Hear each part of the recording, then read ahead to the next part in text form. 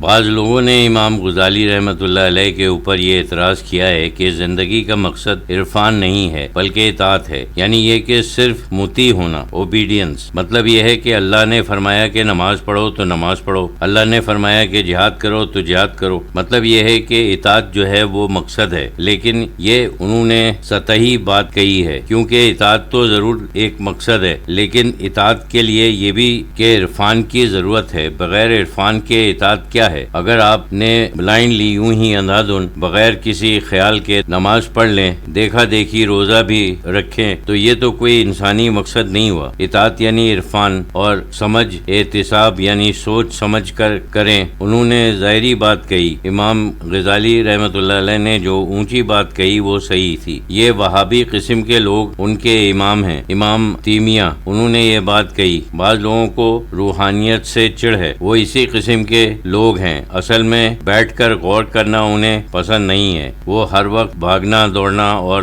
دنیا میں ملوث ہونا ان کو پسند ہے۔ اسی وجہ سے اگر کوئی روحانی بات کہے تو وہ اس کو پسند نہیں کرتے۔ عرفان واقعی مقصد ہے۔ یہ اس بات سے بھی ثابت ہوتا ہے کہ آخرت میں سب سے بڑی نعمت جو کہی جاتی ہے وہ اللہ کا دیدار ہے۔ یہ تو قرآن اور حدیث ہے، دونوں سے ثابت ہے۔ اور عروج انسانی جو ہے وہ یہ ہے اللہ کا دیدار ہے۔ معرفت کی انتہا سمجھو مشاہدہ ہے۔ معرفت نالج کو کہتے ہیں، یعنی پہچاننا، لیکن یہ دیدار تو مشاہدہ ہے۔ بات جو منتہی ہوتی ہے وہ اللہ کے دیدار سے ہوتی ہے، باقی سب پیچھے رہ جاتے ہیں۔ تمہاری زندگی، تمہاری عبادات اور عمل، مجاہدہ وغیرہ، یہ سب پیچھے رہ جاتے ہیں۔ اصل چیز جو اللہ کا مشاہدہ ہے اور وہ ہے عروج اور انتہا۔ انسان دنیا میں جتنا عرفان حاصل کر سکتا ہے یہ اس کا مقصد ہونا چاہیے۔ آخرت میں اس کی مناسبت سے تو بہت زیادہ ہوگا، بلکہ مشاہدہ ہوگا۔ یہ تو ہے، وہ نیک لوگوں کا ذکر ہے، اس دن ان کے چہرے کھل اٹھیں گے، وہ اپنے رب کی طرف دیکھتے ہوں گے۔ ناظرہ یعنی اپنے رب کے اوپر ان کی نظریں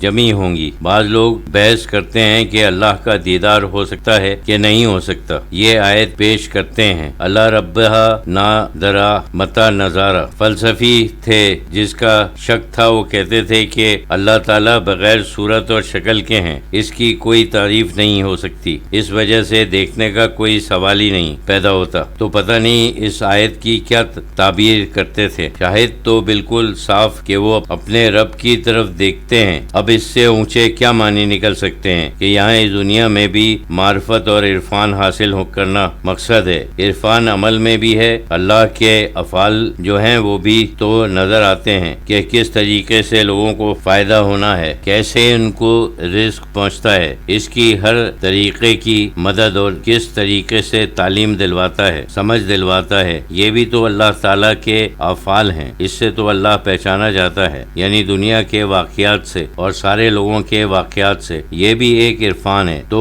توحید افعالی جسے کہتے ہیں، یعنی اللہ کے افعال سے اللہ کو پہچاننا، کہ اس سے روحانیت میں جاتے ہیں اور عبادات میں اجزاء میں زیادہ گہرے پیرائے میں جاتے ہیں، تو ان کو اس قسم کی روحانی معرفت ہو جاتی ہے۔ اور آخرت میں تو خیر ایسی چیز ہوگی جو ہم یہاں تصور بھی نہیں کر سکتے۔ اس وقت جو راز ہیں وہ سب کھل جائیں گے، یہ چھپی چیزیں ظاہر ہو جائیں گی۔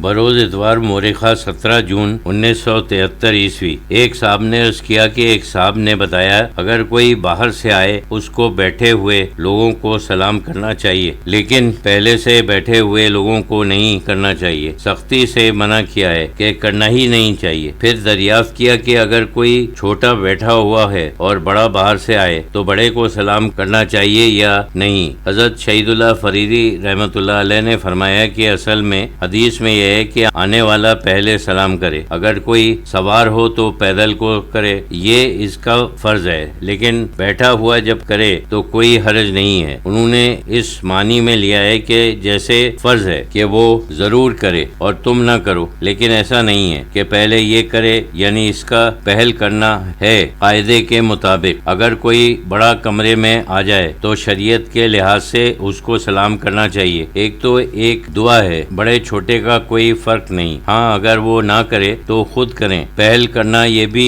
اس کا مطلب یہ ہے کہ وہ ان کے انتظار میں رہے. ایک یہ ہے کہ دو گروہ اگر ملیں تو ایک گروہ کا ایک آدمی ان میں سے سلام کرے اور دوسرے گروہ کا ایک آدمی ان میں سے جواب دے دے. یہ کافی ہے. یہ ضروری نہیں ہے کہ ہر ایک ضرور سلام کرے. اس قسم کے قاعدے ہیں لیکن یہ تو نہیں ہے کہ کہا جا سکتا ہو کہ حرام ہے. شافعی مسجدوں میں ہم نے دیکھا ہے کہ جس وقت جمعے کے خطبے کے لیے امام کھڑے ہوتے ہیں وہ سلام کرتے ہیں اور مقتدی جواب بھی دیتے ہیں. عام طور پر سب مقتدی جواب دیتے ہیں. مطلب یہ ہے کہ اگر سب کرے تو میرا خیال ہے کہ یہ کوئی حرج نہیں ہے. مطلب یہ ہے کہ کوئی ضروری نہیں ہے کہ آنے والے لوگوں میں سے ہر آدمی سلام کرے اور بیٹھے ہوئے لوگوں میں ہر آدمی جواب دے. ہمارے یہاں کیونکہ یہ ہے کہ چھوٹے بڑوں کو پہلے سلام کریں یہ بھی کچھ بیچ میں آ جاتے ہیں. کچھ رسم و رواج بھی ہے. بلکہ بعض لوگ خود بھی جو ذرا مغرور ہیں وہ انتظار کرتے ہیں کہ مجھے سلام کرو اور میں اس کو سلام نہ کروں.